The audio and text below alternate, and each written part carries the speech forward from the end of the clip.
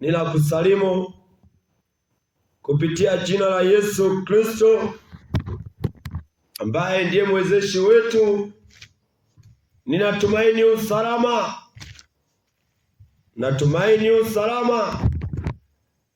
Basi ni wakati mwingine tena imempendeza Mungu Injili kapate kuhubiriwa kwa watu wote, ili wakapate kumwamini yeye ambaye ndiye njia ya watu wote watakao muamini.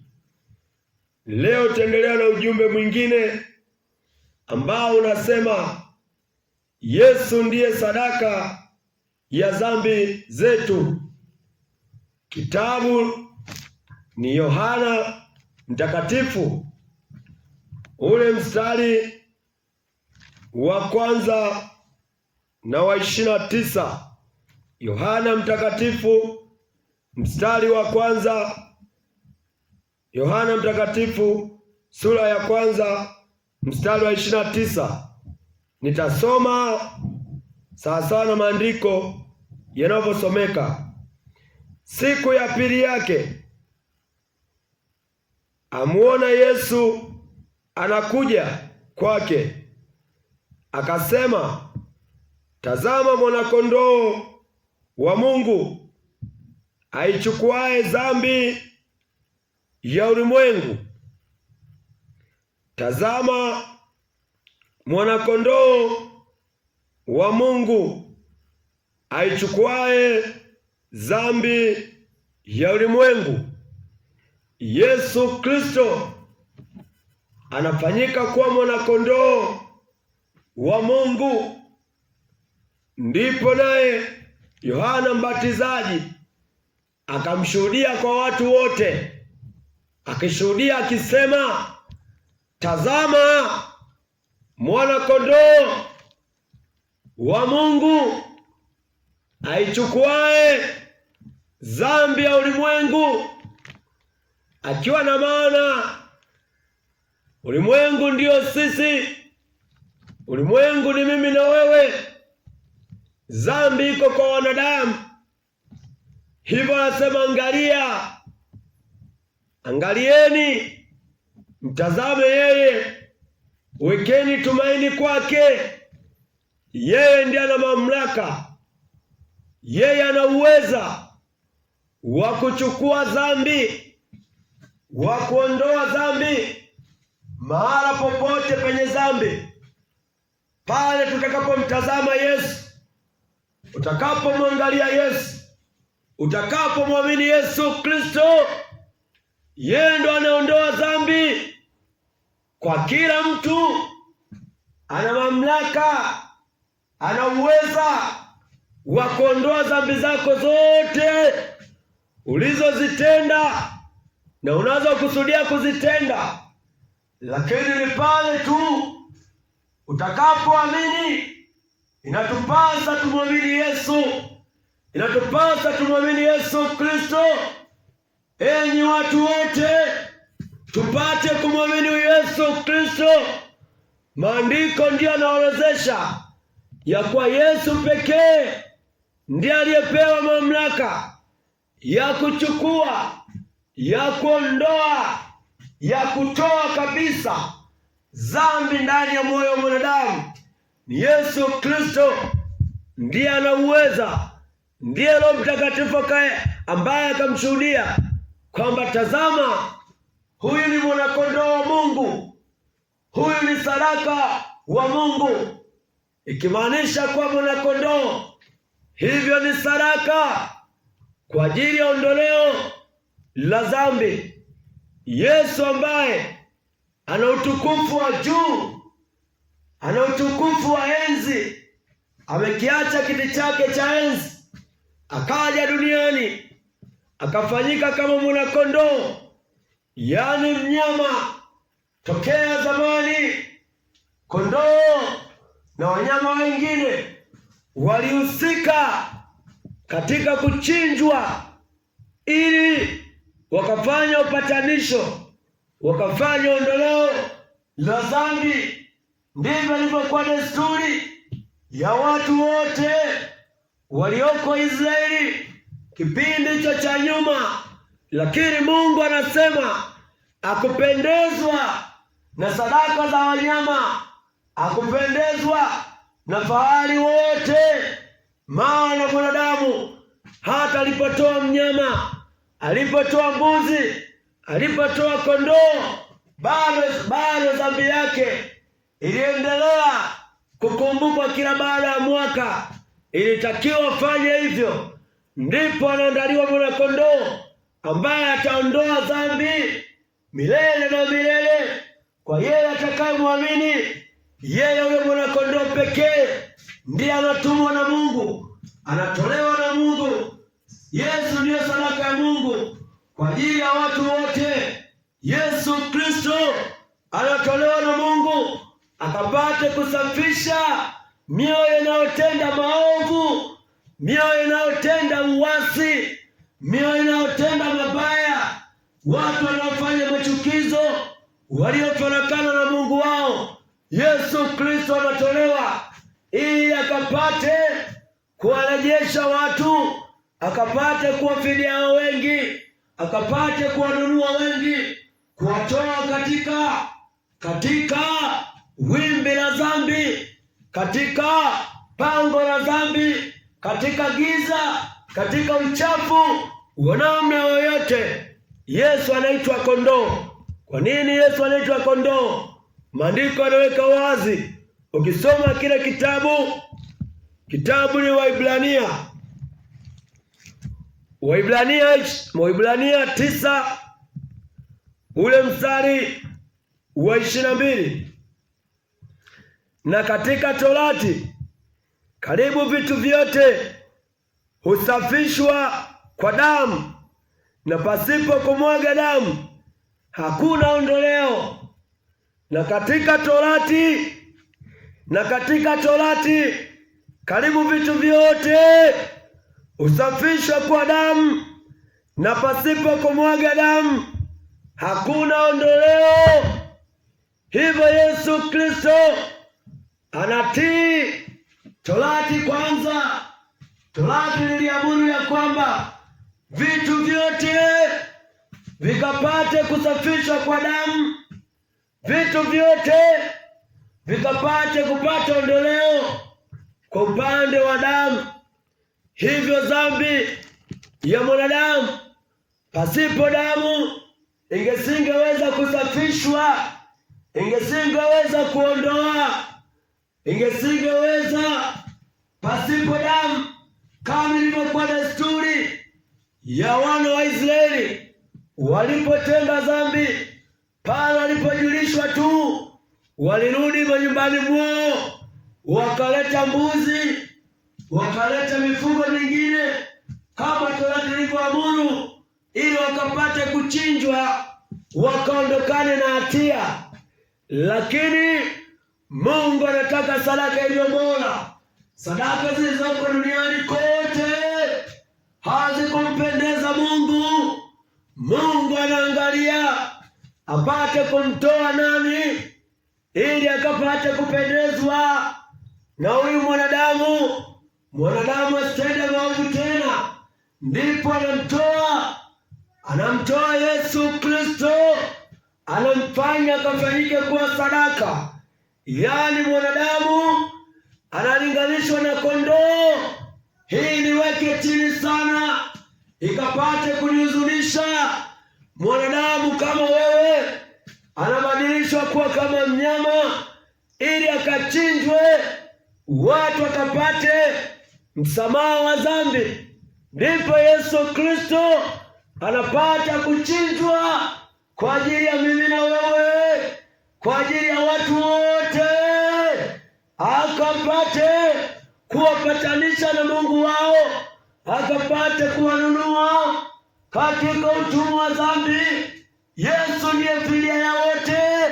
Yesu Kristo anavyosema yeye ndiyo njia, hakosei, ameyatenda yanayopaswa kuita yeye ni njia. Yesu anaenda kuuawa, Yesu anasulubiwa, Yesu anaibishwa, Yesu anatemewa mate, lakini yote hayo ni kwa sababu tukapate kumwamini mwana wa Adamu, akapate kuinuliwa katika juu ya mti, yani msalaba. Mauti ya Yesu Kristo ndio inaokoa watu. Mauti ya Yesu Kristo atakaweka imani kwa kazi iliyotendeka msalabani, kwa kazi iliyotendeka msalabani, ya kwamba Yesu Kristo alisulubiwa kwa sababu yake, kwa sababu ya mimi na wewe tuliokuwa waovu, tuliozaliwa asili ya dhambi. Maana maandiko yanaweka wazi kwamba mwanadamu yoyote tokea kuzaliwa kwake yeye ni muovu, tokea tumboni mwa mamake anasema uongo, hivyo amefarakana na Mungu kupitia ile dhambi ya bustani ya Edeni. Baada baba yetu Adamu kutenda dhambi, sisi sote tukahesabika kuwa ni dhambi. Hivyo sasa tunarejeshwa katika utukufu wa Mungu kwa kupitia Yesu Kristo. Tumwamini Yesu Kristo, yeye ndiye mpatanishi. Yeye amekupatanisha wewe na Mungu wako pale tutakapomwamini Yesu Kristo. Ondoleo la dhambi lako, ila hatia iliyokuwa juu yako inapata kutoka kwa uwezo wa Mungu. Kuamini si tendo lolote, bali ni imani. Hatuokolewi kwa matendo ya sheria, hatuokolewi kwa tendo lolote, ni pale tu utaamini kazi ya msalaba. Haleluya! Popote ulipo, Injili ni uwezo wa Mungu uletao wokovu kwa watu wote. Injili ni kazi iliyotendeka tayari, bali sisi ni kuamini tu. Hakuna tendo lolote tunaloliongezea. Kama ulivyoitiwa, kama utakavyosikia ukaweka imani kwa maandiko, wewe mbingu zitakushangilia. Wewe utakuwa umepata ufahamu. Kumcha Bwana ndio mwanzo wa maarifa. Kumcha Bwana ndicho chanzo cha maarifa. Nayo maarifa ni yapi? Ukapate kufahamu ya kwa Yesu Kristo yeye ndiye mwanakondoo. Yesu Kristo ndiye mwanakondoo anaenda kuchinjwa, anasulubishwa, damu ikamwagike kama Torati ilivyoamuru, vitu vyote tokea mwanzo ili vikapate kusafishwa. Ilikuwa ni lazima damu ikapate kumwagwa, damu ya wanyama. Mungu anasema sipendezwi nayo, maana hata waliomwaga damu ya wanyama walirejelea katika makosa yale yale. Lakini damu ya Yesu Kristo ukiamini kikamilifu, hakuna uwezekano wa kurejelea kule kule. Haurejelei kwenye matope.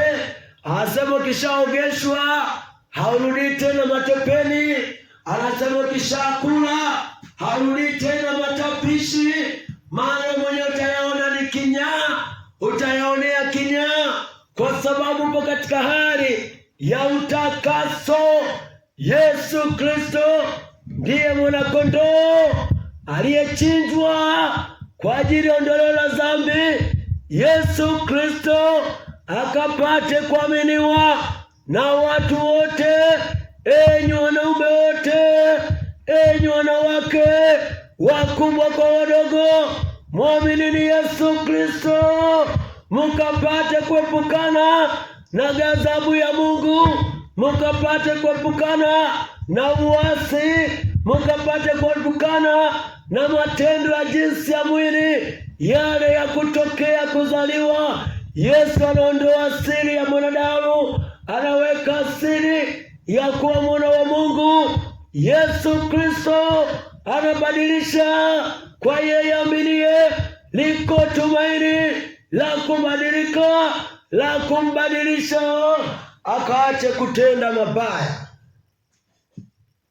Kutenda mabaya. Yupo anayeweza kutubadilisha. Yupo. Adhabu, faini haziwezi kumbadilisha mtu. Mnamrudisha tu nyuma, mnamkomoa. Lakini badiliko la kweli ambalo litamwadibisha mtu ni Yesu pekee. Ndivyo yanenavyo maandiko ya kwamba kila andiko lenye pumzi ya Mungu lafaa kutuongoza, lafaa kutufundisha, lafaa kutuadibisha katika haki, watu wote tukapate kufundishwa, tukapate kuongozwa na huyu Yesu Kristo, akapate kutuadibisha, tukae katika hali ya utulivu. Pale tu tutakapompa Yesu maisha yetu. Maandiko yanaendelea kuthibitisha ya kuwa Yesu Kristo alimwaga damu yake, na kumwaga damu yake kwa faida yake, bali kwa faida ya wewe unayesikia siku ya leo. Mathayo, kitabu ni Mathayo 26 ule mstari wa 28. Maandiko yanasomeka, kwa maana hii ndiyo damu yangu ya agano imwagikayo kwa ajili ya wengi kwa ondoleo la dhambi. Ndivyo awekayo wazi maandiko ili tukapate kufahamu, tukawe na uelewa sote. Kwa maana hii ndiyo damu yangu ya agano imwagikayo kwa ajili ya ondoleo, imwagikayo kwa ajili ya wengi kwa ondoleo la dhambi. Yesu Kristo anaweka wazi kwamba kwa nini anamwaga damu, kwa nini anaenda kusulubishwa, kwa nini anaenda kuchomwa mkuki wa kifuani. Ni kwa sababu moja tu. Anaenda kuchomwa mkuki wa ubavuni, sio kifuani, ubavuni. Ni kwa sababu moja tu, ni kwa sababu ya ondoleo la dhambi kwa watu wote, hata uliyeko mtaa wa Tenkini. Damu ya Yesu Kristo ikapate kukutakasa dhambi zako wewe mama, dhambi zako wewe baba, zikapate kuondolewa ukiweka tumaini kwa hii damu. Yesu anaweka wazi ya kwamba yote yalikwisha. Kwa nini watu wanatenda dhambi? Dhambi lishashughulikiwa. Mshahara wa dhambi ni mauti. Yesu amelipa. Mauti ya Yesu Kristo ilikuwa inailipa dhambi.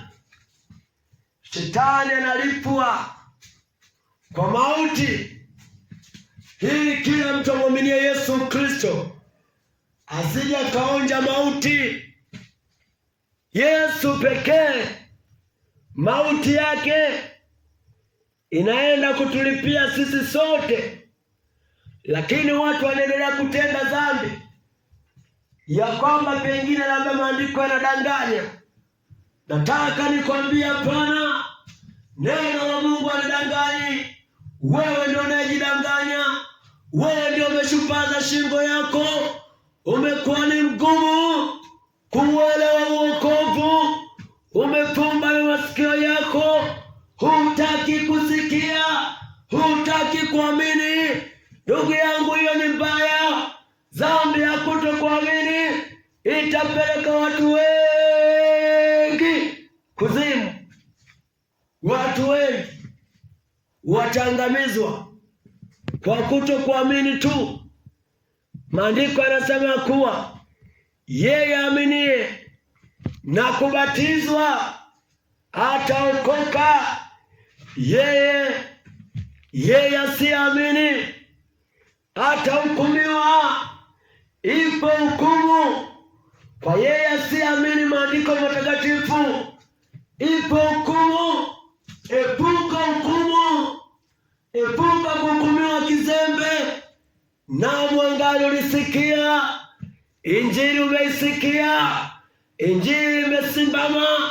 Injili itaendelea kusimama hata atakapokuja mawinguni mwana wa Adamu na jeshi lake na parapanda yake, ndipo tutakoma kuendelea kupaza sauti. Lakini sasa injili itaendelea kunena, itaendelea kuita ikisema, njoni nyinyi wenye dhambi, njoni wote wenye kusumbuka na kulemewa na mizigo yote, na Yesu Kristo atawapumzisha. Yesu Kristo kupitia damu yake anapumzisha mizigo ya dhambi, anapumzisha mizigo ya tamaa, anapumzisha mizigo ya uzinzi, anapumzisha ulevi, anapumzisha uchawi, anapumzisha mafaraka, anapumzisha uongo, anatoa yote, anapumzisha uongo. Yesu Kristo ndiye ana mamlaka ya kupumzisha. Jinsi moyo unavyokupelekesha katika utumwa wa dhambi, akili yako, huo ni mzigo umekuelemea. Ukimwamini Yesu Kristo, yeye ana mamlaka ya kupumzisha. Yesu Kristo ana mamlaka ya kusamehe dhambi. Tukiwa duniani tunasamehewa dhambi, tukiwa duniani, kwa kuamini kazi yake, kwa kuamini mauti yake. Yeye aminiye na kubatizwa, liko tumaini la ondoleo la dhambi. Mwamini Yesu Kristo, acha masiara wa mwanadamu, ni kwa faida yako mwenyewe. Kuamini si faida ya Mungu. Kuamini ni faida ya mwanadamu anayekuletea zawadi ili ukanufaike wewe, sio tena anayetoa nufaike.